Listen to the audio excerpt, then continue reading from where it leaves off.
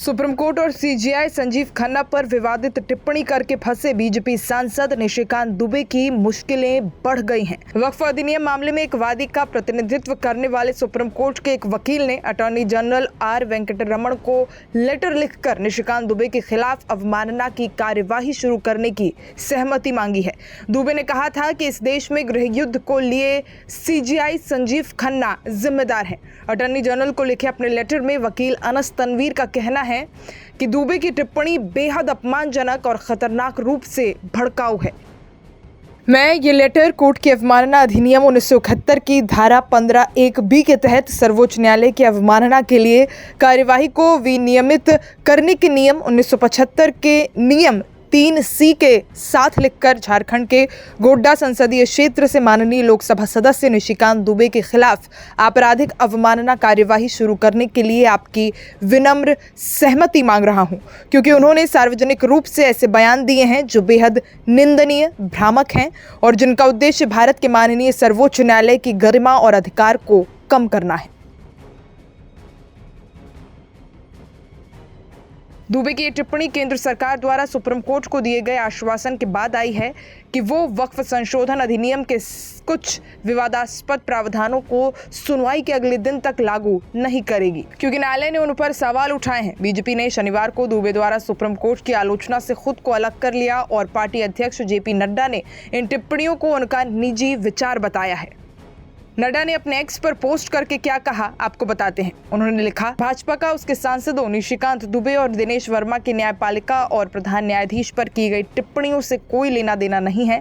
ये उनकी निजी टिप्पणियां हैं, लेकिन भाजपा ना तो उनसे सहमत है और ना ही ऐसी टिप्पणियों का कभी समर्थन करती है। भाजपा इन्हें पूरे तरह से खारिज करती है। नड्डा ने यह भी कहा कि उन्होंने दोनों नेताओं और अन्य लोगों को ऐसी टिप्पणियां न करने का निर्देश दिया है। के ट्वीट को लेकर के बहुत ज़्यादा हेडलाइंस बन रही हैं। आपने ट्वीट करते हुए लिखा है कि अगर सुप्रीम कोर्ट ही अगर कोर्ट से ही सारे कानून बनेंगे तो कहीं ना कहीं पार्लियामेंट के दरवाजे बंद कर देने चाहिए, बंद हो जाने चाहिए ना। मैं आपको बताऊं कि एक आर्टिकल 377 था जिसमें होमोसेक्सुअलिटी जो है एक बड़ा अपराध था। अभी ट्रंप एडमिनिस्ट्रेशन आया है, उसने क्या कहा है? उसने कहा है कि इस दुनिया में दो ही सेक्स है, या तो मेल है या तो फीमेल है। ट्रांसजेंडर की उसने बात नहीं की, होमोसेक्सुअलिटी की बात नहीं की। पूरी क्रिश्चियन कम्युनिटी हो, पूरी हिंदू कम्युनिटी हो, पूरी मुस्लिम कम्युनिटी हो, पूरी बुद्ध हो, जैन हो, सिख हो, सभी ये मानते हैं कि होमोसेक्सुअलिटी एक अपराध है। सुप्रीम कोर्ट ने वन फाइन मॉर्निंग कहा कि नहीं, ये केस हम एबॉलिश करते हैं, ये आर्टिकल एबॉलिश करते हैं। हमने आईटी एक्ट बनाया। आईटी एक्ट में सबसे ज्यादा दुखी कौन है? महिलाएं हैं, महिलाओं के पौर्ण आते हैं, बच्चे हैं, बच्चे के पौर्ण आते हैं, उनकी सेक्सुअलिटी के बारे में जो है हंगामा होता है। एक दिन सुप्रीम कोर्ट खड़ा होता है, वो कहता है 66 से खत्म कर दिया हमने, आईटी एक्ट खत्म कर दिया। अभी आप समझिए, मैंने आर्टिकल 141 का बहुत बड़ा जो है अध्ययन किया है। आर्टिकल 141 कहता है कि हम जो कानून बनाते हैं, हम जो जजमेंट देते हैं, वो लोअर कोर्ट से लेकर सुप्रीम कोर्ट तक लागू है। लोअर कोर्ट से लेकर सुप्रीम कोर्ट तक लागू है, लेकिन कानून बनाने वाला जो है आर्टिकल 368 क्या कहता है? आर्टिकल 368 कहता है कि इस देश के संविधान को, पार्लियामेंट को सभी कानून बनाने का अधिकार है। कानून की व्याख्या करने का अधिकार सुप्रीम कोर्ट का है। वो कह रहा है कि 3 महीने में जो है राष्ट्रपति बता दें कि क्या करना है, 3 महीने में गवर्नर बता दें कि क्या करना है।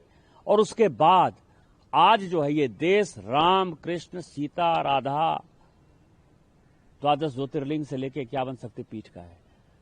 सनातन की परंपरा है, लाखों साल की परंपरा है। आप जब राम मंदिर का विषय होता है तो आप राम मंदिर में कहते हो कि कागज दिखाओ, कागज दिखाओ। कृष्ण जन्मभूमि का मामला आएगा मथुरा में तो कहोगे कागज दिखाओ।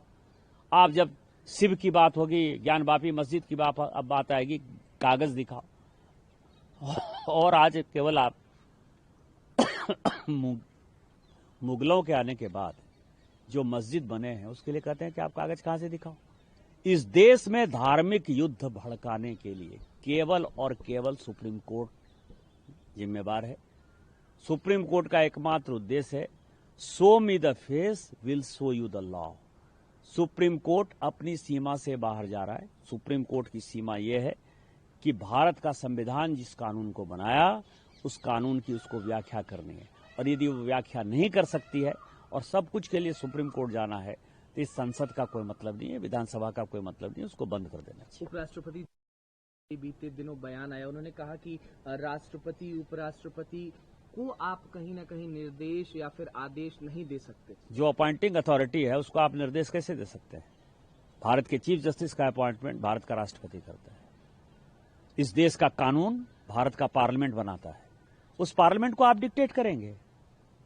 5 जज बेंच की, जो मैं आपको बताऊं कि नजीर की एक जजमेंट है, 1942 की प्रिवी काउंसिल की जजमेंट है, उसमें यह कहा गया कि जहां कानून नहीं लिखा हुआ है उसके बारे में यदि प्रिवी काउंसिल या सुप्रीम कोर्ट कोई जजमेंट देती है तो बात समझ में आती है।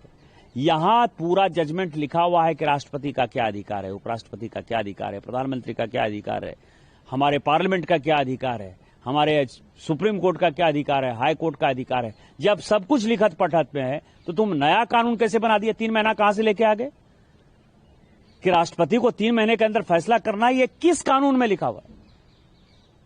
इसका मतलब यह है कि आप इस देश को एनार्की की तरफ ले जाना चाहते हो, और एनार्की जो है इस देश में बर्दाश्त नहीं होगी। जब नया कानून आएगा, जब नया पार्लियामेंट बैठेगा, इसके ऊपर विस्तृत चर्चा होगी, और फिर से नेशनल जुडिशियल अकाउंटिंग सिस्टम जो हमने NJAC बनाया था, जिसमें कि राष्ट्रपति का चुनाव कैसे होगा, प्रधानमंत्री का कैसे चुनाव होगा, वो तो संविधान में लिखा हुआ है, लेकिन आपके भाई भतीजावाद के आधार पर जज का चुनाव नहीं होगा।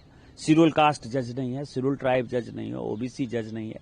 मैक्सिमम 78-80% जो है, 78-80% जो है केवल और केवल जो है सवर्ण जाति के जो है जज बैठे हुए हैं, और आप अपना कानून चलाओगे। ये कानून नहीं चलेगा। जब से वक्फ कानून लागू कि एक सीरीज ऑफ वायलेंट अटैक्स देखने को मिल रहे हैं, ज्यादातर जो है वो पश्चिम बंगाल से निकल करके सामने आए। मुर्शिदाबाद की घटना पर भी आप लगातार बोलते हुए दिखाई दे रहे हैं। कहीं ना कहीं जो बांग्लादेश का फैक्टर है वो भी दिखाई दिया उसमें। इसको लेकर के वक्फ कानून को लेकर के जब वक्फ JPC जगदम्बिका पाल जी जो चेयरपर्सन थे, उनसे पूछा गया, उन्होंने कहा कि अगर ये अनकॉन्स्टिट्यूशनल बोल रहे हैं JPC की इतनी बैठकों के बाद, दोनों सदनों से पास होने के बाद, महामहिम के सिग्नेचर के बाद, तो कहीं ना कहीं मुझे इस्तीफा दे देना चाहिए और मैं इस्तीफा दे दूंगा अगर ये अनकॉन्स्टिट्यूशनल बोल रहे हैं। कल्याण बनर्जी का बयान है, उन्होंने कहा आप इस्तीफा दे दीजिए, आप गलत बात करते हैं। इस देश में जितने गृह युद्ध हो रहे हैं उसके जिम्मेवार केवल यहाँ के chief justice of India Sanjeev Khanna साहब।